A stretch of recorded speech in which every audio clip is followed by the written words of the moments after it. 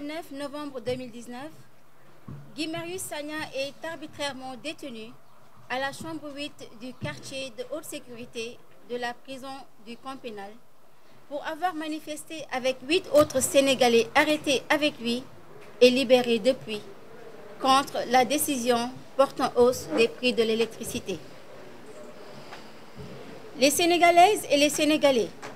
qui dénonçaient cette iniquité ont vu s'ajouter à leur indignation l'injustice et l'arbitraire du maintien en prison de Guy Marius Sagna. D'autres qu'on n'a pas entendus sur la dénonciation de la hausse du prix de l'électricité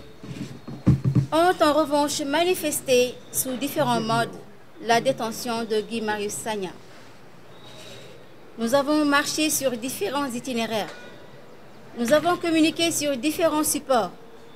Nous avons rencontré le médiateur de la République pour demander la libération de Guy Marius Sagna. Nous avons jusqu'ici inscrit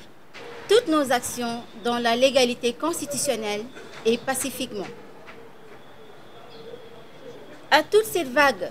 de protestations, tant au niveau national qu'international, le président Macky Sall a opposé un mépris total. Les organisations de défense des droits de l'homme ont lancé des appels à Macky Sall. Des partis dans l'opposition ont lancé le même. Des citoyens d'ici et de la diaspora ont repris le même appel à l'unisson pour demander au président de la République, Macky Sall, de demander au ministre de la Justice, Malick Sall, de dire aux doyens des juges, Samba Sall, de mettre fin à l'arbitraire de la détention de Guy Marius Sagna. Le président Macky Sall n'écoute pas. Les rapports de la Cour des comptes ont cité plusieurs membres de son régime dans la prédation éhontée des ressources publiques, pendant que les Sénégalais des villes et des campagnes souffrent un système éducatif et un système sanitaire au bord du gouffre,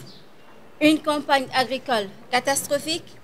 des conditions sociales endurcies de jour en jour par une hausse continue des prix de l'électricité, du ciment, de l'huile, de l'eau, fermons le banc. Les Sénégalais crient leur calvaire et exigent que la justice fasse librement son travail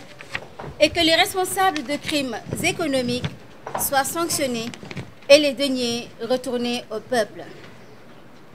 Le président Macky Sall n'écoute pas. Le vendredi 28 février 2020, le collectif Ñoo Lank appelle toutes les Sénégalaises et tous les Sénégalais à sortir massivement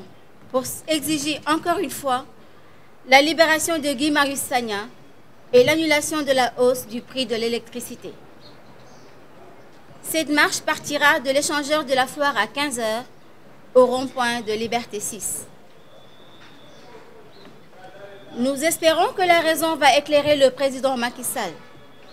afin qu'il arrête d'écouter ceux qui l'encouragent dans ce qui ressemble à de la surdité, pour écouter la demande légitime des Sénégalaises et des Sénégalais réunis dans le collectif Ñoo Lank. Nous espérons qu'il va libérer Guy Marius Sagna, parce que nous ne pouvons pas et n'allons pas laisser Guy Marius Sagna dans cette prison. Nous n'allons pas le laisser garder arbitrairement Guy Marius Sagna en prison. Fait à Dakar le 21 février 2020. bataaxal bi nga xamante ni collectif citoyen Ñoo Lank ñoo ko bind ci bisub tey bii pour wax ak askanu Sénégal ak àdduna. Gis nañu ni depuis le 29 novembre 2019 bi nga xamante ni bii weesu jàpp nañ ci nu dut yoon ki nga xamante ni mooy sunu àndandoo ci xeex bi ñu koy wax Guy Marius Sagna te jàpp boobu ñu ko jàpp ñu ngi ko yóbbu ci chambre bi ñu wax chambre 8 chambre juróom-ñett bi nga xamante ni moo nekk ci prison camp pénal pour lan ndax kat Guy Marius Sagna dañ ne dafa marche pour demander pour wax nañu wàññi courant bii nga xamante ni ci nuñ ko yekkooy du yoon moom ak juróom-ñett ñoñam ñi mu àndaloon ñu jàppandoo leen ci benn bis waaye ñeneen juróom-ñett ñooñ ñu bàyyi leen moom rek ñu téye ko téye boo xamante ni dañ ko yóbbu ci cellules yi nga xamante ni mën nañ ni terroristes yi nga xamante ni ñoom la ñuy jàpp fa lañ leen di yóbbu muy Guy Marius Sagna. sénégalais nag yi nga xamante ni ñoo ne fii ci biir sénégalais ak sénégalaises yi nga xamante ni ñoo ne ci biir dëkk bi gannaaw ba ñu waxee ba ñu jooyee ba ñu demandé ci pouvoir bi ñu bàyyi Guy Marius Sagna boobu ba tey lu leen naqare rek la ñu gis ci laaj bi ñuy laaj ak ci demande bi nga xamante ni ñu ngi koy demandé nguuru Macky Sall. sénégalais yi nag ñi nga xamante ni fekk si wuñ ñu ci xeex bii ci marche ak ci conférence de presse ak ci li nga xamante ni moom la ñu yoon may ñu ngi koy def ca na nga xamante ni ñoom yëgee nañ ko ni ñii ñi ngi toog seen kër di ko wax ñii ñi ngi def ay démarches yoo xamante ni tamit yoon may na leen ko pour ñu wax ni jàpp bii nga xam ni du yoon jàpp nañ ko Guy Marius Sagna dañu ko war a bàyyi. waaye boobu ba tey gis nañ ni kat Macky Sall dane dégluwuma leen te du ma bàyyi Guy Marius Sagna ci lu ko neex ak ci li nga xamante ni mooy bëgg-bëggam. ñu jàpp ni aussi vague manifestation yi am ñu xam ne bii mooy suñu ñetteel jàpp ñeenteelu manifestation ñi ngi koy def boobu ba tey pour woo sénégalais yi pour wax ak askan wi que ni nii ñu jàppee Guy Marius Sagna ak yokkuteb électricité bi bii ñu tax ñu jàpp ko kat du yoon boobu ba tey Macky Sall dégluwuñu. organisation droit de l'homme yi mooy ñi nga xamante ni ñoo yor ak yelleefu dundini doomu aadama wax nañ ci niveau national kalaame nañ ci niveau international waaye ba tey Macky Sall ne déet du ma def. ñi nga xamante ni ñoo yor parti opposition yi ak ñi nga xamante ni sax gis nañu ni ñoom ñi ngi ci seen biir ba pare naqarlu lii nga xamante ni jàpp bi nga xam ne jàpp nañ ko Guy Marius Sagna ba tey Macky Sall bañ na ni loolu du ko def. ñun nag sol nañu suñu dàll seeti woon kii ñuy wax médiateur de la république wax nañu ak moom waxinu entre nit ak nit waxinu entre responsable ak responsable waaye ba tey de Macky Sall nee na déedéet dégluwuma leen gumba na tëx na luu la ci loolu. ñu jàpp ni kat rapport Cour des comptes bi nga xamante ni moom moo génn ci jamono yi passé épingle ñenn ñi nga xamante ni ñi ngi ci biir nguur gi wax ni ñoom ñoo lëñ bët alalu Sénégal ñoom ñoo jël alalu Sénégal ci noo xamante ni du yoon ñooñu kat kenn laalu leen. ba tax na tey mën nañ ni suñu mbay mii nga xamante ni tey dafa lajj ci at mi ba tax na tey suñu njàng doom ak yi nga xamante ni sénégalais seenum njàng teguwul ci yoon ba tax na tey feebar faju mënta am loolu lépp ñu ngi koy gis te rapport Cour des comptes yooyu bokk na ci li ko waral ci mim réew te kat ñooñu ñu war a jàpp ñooñu ñu war a fekk seen kër laaj leen kenn laaju leen ndax kat réew mi dafa doon réew kumba am ndey ak kumba amul ndey te ñu jàpp ni Guy Marius Sagna mooy ki nga xamante ni amul ndey waaye ñii ñu wax ni Cour des comptes jàpp na leen ci loxo ci poos ñooñu kenn woowu leen kenn lañ bëtu leen dañ leen a bàyyi ñu doxi seen soxla.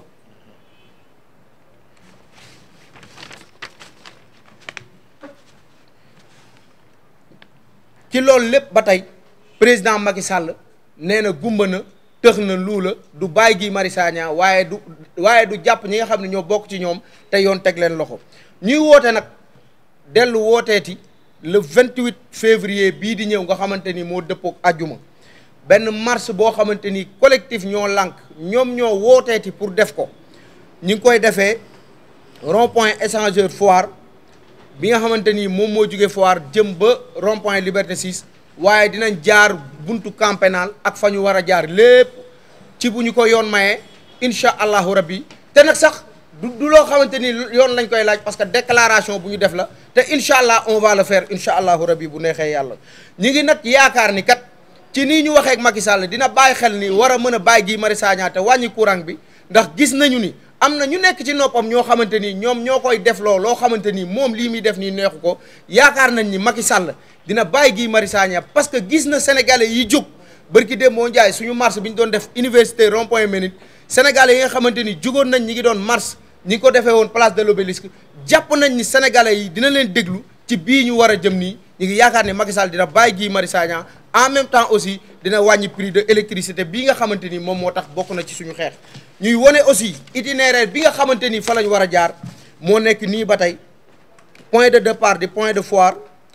rond-point station Total jaar rond-point Pentala jaar camp pénal point de chute bi doon rond-point Liberté 6 jërë ngeen jëf. Merci beaucoup, excellent. Donc pour la première question de Adji Fatou de Sud FM. Comme on l'a toujours dit, hein, nous sommes sous le régime de la déclaration et non de l'autorisation. Nous avons fait tout ce qu'il fallait en termes de démarche administrative, c'est-à-dire la lettre d'information au préfet. Et certains de nos camarades, hier, ont bien voulu aller au commissariat pour les enquêtes administratives. Donc nous, on a fait ce qu'on a à faire. C'est à l'autorité, comme d'habitude, de prendre les dispositions pour encadrer la manifestation. Donc ça, c'est une première chose.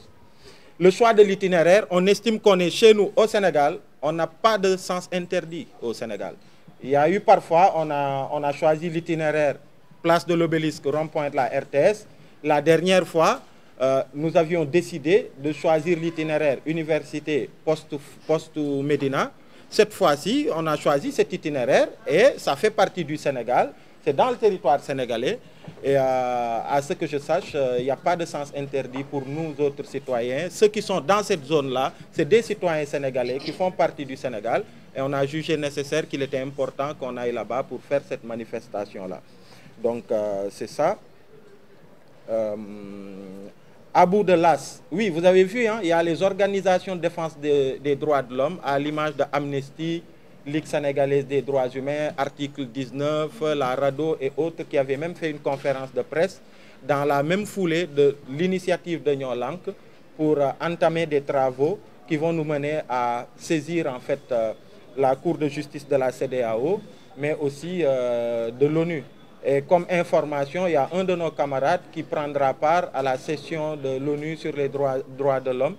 du 24 février prochain pour poser cette question-là, poser le problème. Et puis, Abdou Fall, il n'y a pas de plan B. Le seul plan qui vaille, c'est le plan qui part de l'échangeur de la foire à 15h, avec comme point de chute le rond-point de Liberté 6. Il n'y a pas de plan B. Nous avons fait tout ce qu'il fallait, nous avons déclaré comme d'habitude, et c'est à l'autorité d'encadrer. Donc il n'y a pas de plan B. Voilà. Il n'y a qu'un plan A et c'est celui-là. Et nous le déroulerons, Inch'Allah. Pour tontu ci laaj yi nga xamante ni dañu ko fay laaj bi ci jiitu Aji Fatou Sud yaakaar nañu ni marche moom déclaration lañ ci war a def te li ñu yoon may def nañu ko def nañ suñu déclaration te jàpp nañ ni comme sénégalais bu ne am nga droit heure boo amee lu la naqari nga génn fa nga ko war a defee nga waxee ko fa incha allahu rabbi loolu moom yaakaar naa ni mat na beneen bi ci topp itinéraire bi ñun ay sénégalais la ñu dëkk sénégalais jugewuñ Rwanda jugewuñ Guinée ay sénégalais lañu ci sunum réew yoon daf ñoo may fu nu bëgg a waxee li nga xamante ni moo ñu naqari dañ ko fay waxee kon itinéraire bi moom je pense que amul du loo xamante ni lu am problème la pour Abou bi nekk Laas bon comme pour wax ci CEDEAO ak ONU comme ni ko Aliou Sané waxee léegi bëri na suñu ay confrères yoo xam comme Amnesty droit de l'homme yu bëri yu dajaloo ba waxtaan tënk bataaxal moo génn sax ci le 24 bii di ñëw am na kenn ci ñun ku war a dem ONU pour plaider pour yóbbu fa ay waxu Guy Marius Sagna te radiation bi ngay wax ci fonction publique njortu nañu ko mais lépp lu ñu ci yoon may incha allahu rabbi ñu ngi koy def au niveau national ak au niveau international. pour tënk nag plan B bi ñuy wax ñun amuñu plan B plan A lañ am te plan A boobu la ñuy def bu neexee yàlla le 28 bii di ñëw jugee rond point foire jëm ci rond point Liberté 6 incha allahu rabbi on vous remercie.